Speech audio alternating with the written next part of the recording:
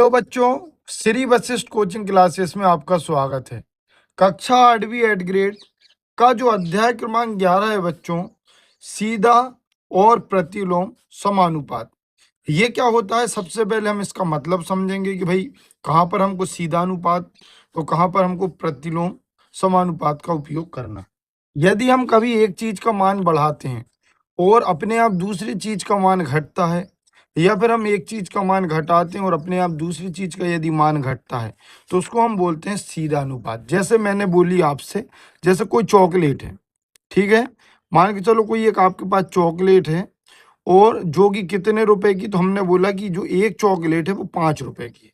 तो अब आप खुद ही समझ सकते हो भाई, यदि हम 2 चॉकलेट लेंगे तो 10 रुपए की होगी, 3 चॉकलेट लेंगे तो 15 रुपए की होगी, 4 चॉकलेट लेंगे तो 20 रुपए की। तो जैसे जैसे हम चॉकलेट की संख्या बढ़ाएंगे वैसे वैसे अपने पैसे भी बढ़ते जाएंगे, या फिर हमारे पास पैसे कम है तो चॉकलेट भी कम आएगी। मतलब ये दोनों राशियां एक दूसरे के ऊपर निर्भर होती हैं। तो इस कंडीशन में हम लगाते हैं सीधा अनुपात।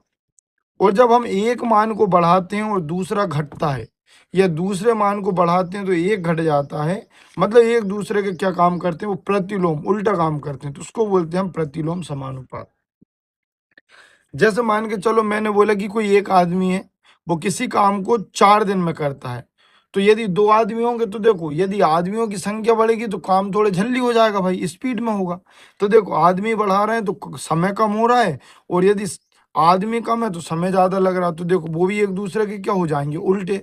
तो इसी को हम बोलते हैं प्रतिलोम समानुपात। अब इनको हल कैसे करते हैं, तो जब इनके क्वेश्चन या प्रश्न आएंगे तो मैं आपको समझाते भी जाऊंगा और वहीं पर आपको बताऊंगा कि सीधा प्रतिलोम समानुपात कैसे उपयोग करते हैं।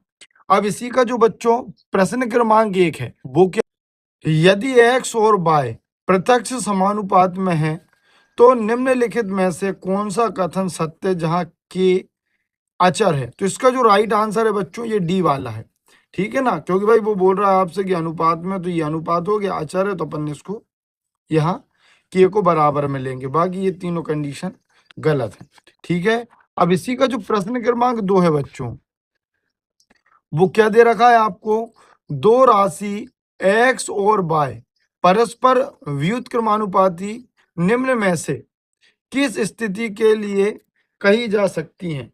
तो इसका जो राइट आंसर है बच्चों वो पहला है। क्यों, क्योंकि अभी मैंने आपको समझाया था x में हुई वृद्धि एक y में वृद्धि के समानुपाती की कमी को उत्पन्न करता है, उसने घुमा के बता दिया।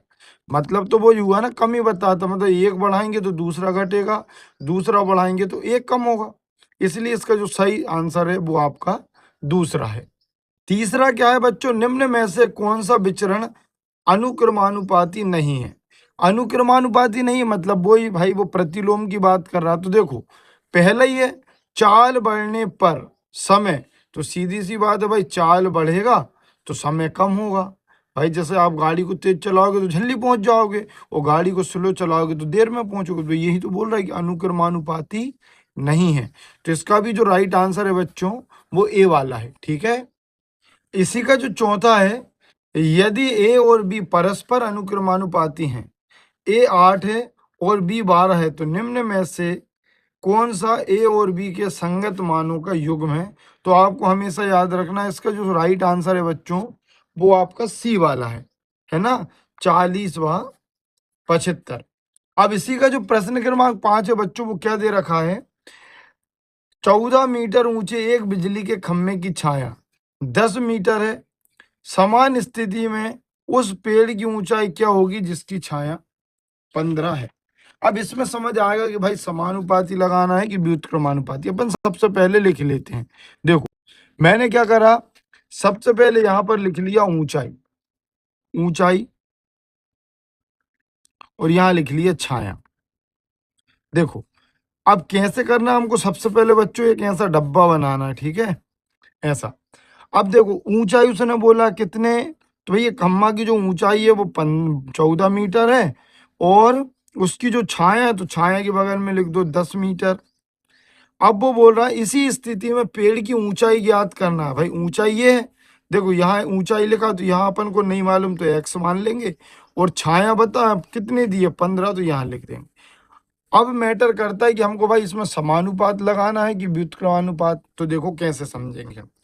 भाई यहाँ पर देखने से हमको समझ में आ रहा है कि देखो सूरज तो एक ही है, जैसे जैसे खम्भे की हाइट बढ़ेगी तो परछाई भी बढ़ेगी, तो समानुपात का है। यदि भाई मान के चलो खम्भा छोटा है तो परछाई भी छोटी रहेगी, तो उसी के अकॉर्डिंग अपन ने इसकी निकाल दी। तो देखो जब भी समानुपात की बात आएगी तो हमें करना है तिर्यक गुणा।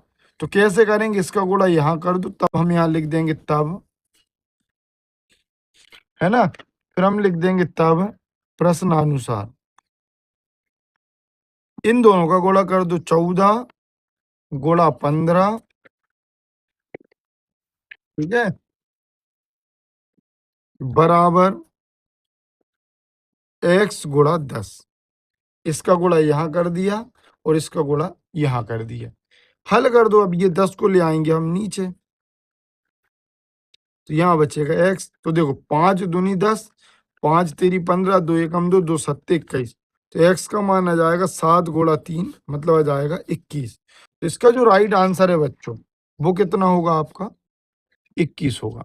ये देखो ये दिया होगा 21, ठीक है। इसी का जो प्रश्न क्रमांक 6 है बच्चों वो क्या है, यदि मानचित्र पर 1 सेंटीमीटर वास्तविक दूरी 18 किलोमीटर को निरूपित करती है, तो उसी मानचित्र पर 12 सेंटीमीटर किस वास्तविक दूरी को बताएगा। करने का बहुत आसान तरीका है, आपको यहाँ पर लिखना है हल।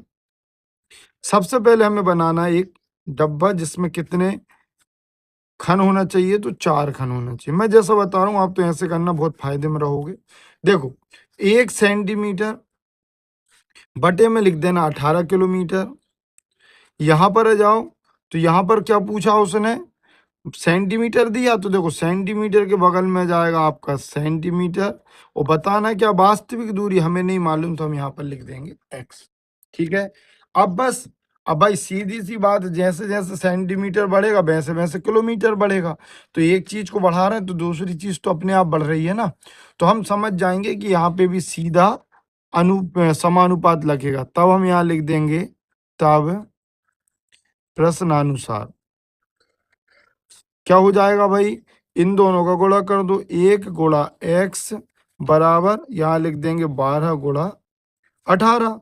तो x तो x हो जाएगा, x से कम x, इसका यहाँ गुणा कर दो भाई, तो ये हो जाएगा 8 दूनी 16, हासिल की 1 3, ऐसा हो जाएगा 18, 6 1 2, मतलब 216 किलोमीटर। यही आपका आंसर होगा, ठीक है ना। और आप चाहो तो यहाँ पर एक लाइन और लिख देना, माना कि वास्तविक दूरी x है। इस प्रश्न में बस आपको इतना ही करना है, ठीक है।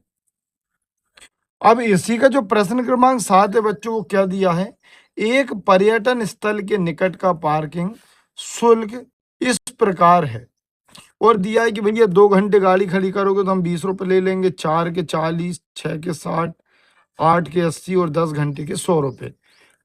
कार पार्किंग शुल्क समय में किस प्रकार का अनुपात है, तो बिल्कुल सीधा आंसर इसका उत्तर आएगा प्रत्यक्ष अनुपात।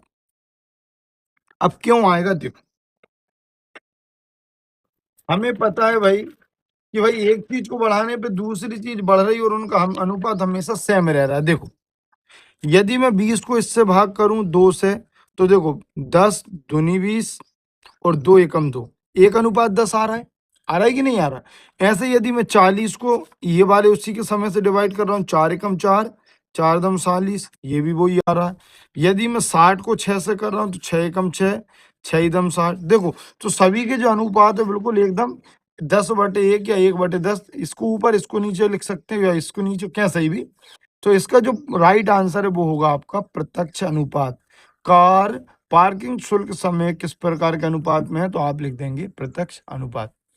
हमारे चैनल को लाइक करें, सब्सक्राइब करें, अपने दोस्तों के साथ शेयर करना ना भूलें। Thank you for watching.